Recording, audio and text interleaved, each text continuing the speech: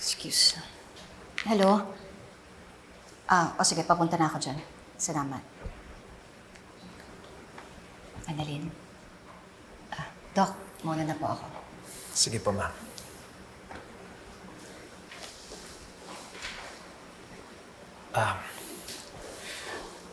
Dr. Annalyn, hindi pa pala alam ni Ma'am Lynette na ginawa mo yun kay Ma'am Moira. I'm sorry.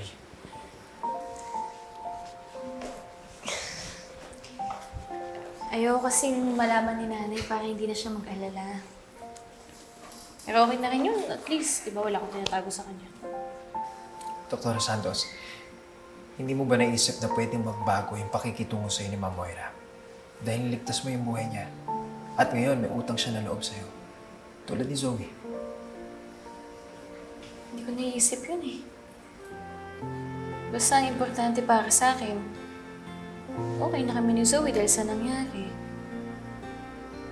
Saka ginawa ko lang din naman yung tungkulin ko bilang doktor. Alam mo, Dr. Santos, mahal na mahal mo rin talaga yung pagiging doktor, ano? Oo naman. Bata pa lang ako, pangarap ko na to eh.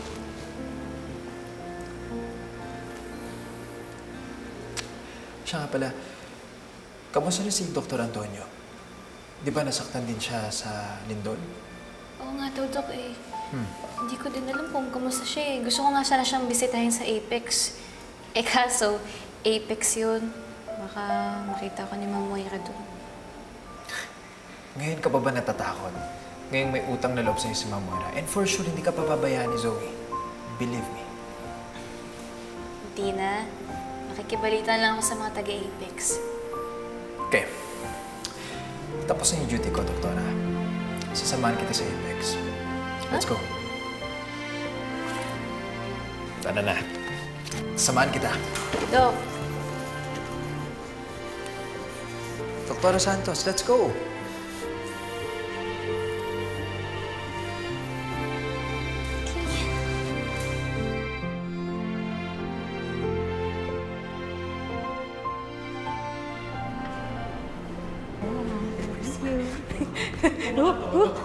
Hi, Nurse Karen! Hi, Nurse Ivan! Nurse Karen, favor naman. Tatanong ko lang sana kung anong favorite ko ni Aling Susan. Aling Susan yung lola ni Doc Annalyn? Oo, sana eh. Alam mo ba? Doc Joy, alam mo kasi, si Changsu matagal na namin hindi nakakausap yan. Pero mahilig sa kakanin, ganyan, bibingka, ganyan, sapin-sapin, ganyan. Samahan mo ng spaghetti, tsaka palabok, tsaka soft drinks. Ito ko masarap yun. Oo. Thanks, Nurse Ivan. You're the best. Thanks, guys. Parang sarap naman na ba? Mars! Ano ba yung pinagdadadaldal mo? Pagkain, ano ka ba? Nagtatanong siya ng info tungkol kay Chang Susan. Nagbigay ka naman. Oo. Tatanungin kita, close sila, di ba hindi? Minion ni Zoe yun.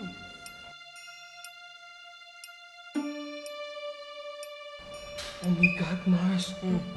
Mars, may balak sang masama kay Changsu. O, tingnan mo na.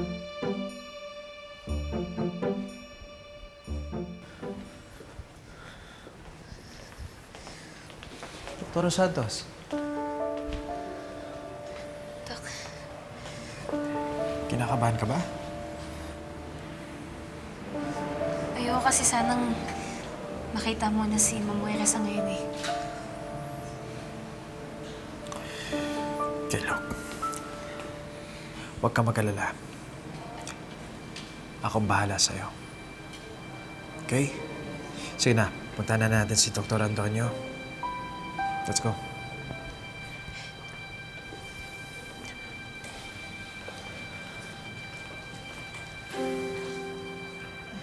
Annalyn? Doktora. Wait, Annalyn. Sandali lang. Huwag ka umalis. This is the perfect time para magkausap kayo ni Mommy. Mommy, di ba may sasabihin ka kay Annalyn? Doktora Annalyn, may sasabihin sana ako sa'yo. Lapit ka.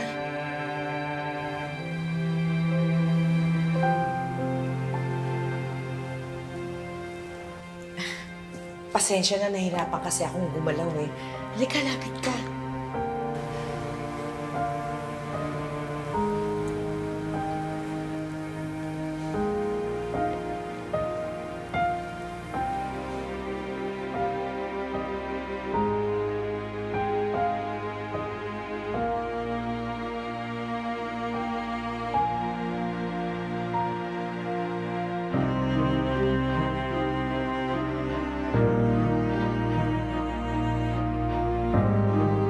Lapit ka.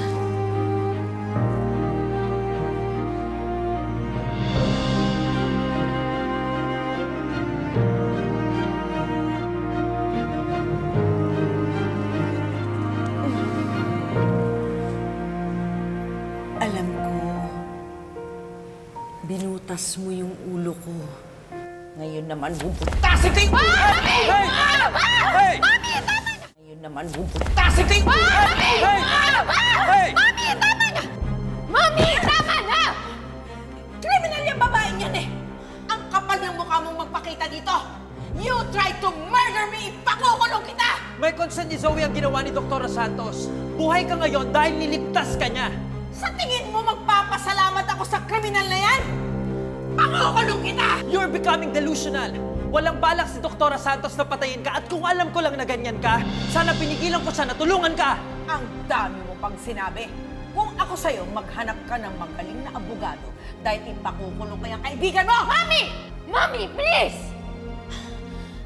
Annalyn, Doc Lindon, please umalis na muna kayo. I'm so sorry. Annalyn! Bumalik ka dito! Annalyn! Annalyn! Mami! Mami! Walang gustong pumatay sa'yo, okay? Hindi mo ba naiintindihan yun? Hindi ko maintindihan, Zoe. Hindi ko maintindihan kung bakit bigla kayong magkakampi. Hindi ko maintindihan kung bakit bigla ang bait-bait mo dyan kay Annalyn. Dahil niligtas ka niya! Hindi mo ba naiintindihan yun? Alam mo, sana ako na lang talaga yung gumawa para hindi ka rin nagagalit ng ganyan. At parang wala ka ng utang na loob kay Annalyn. Pero ano magagawa ko? Wala akong lakas na loob eh. Wala akong lakas na loob na iligtas ka. Si Annalyn lang yon.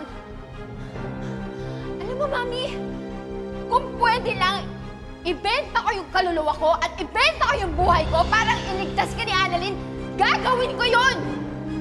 Because I care for you. I love you. Kaya please stop blaming Annalyn. Please. You're being so unreasonable.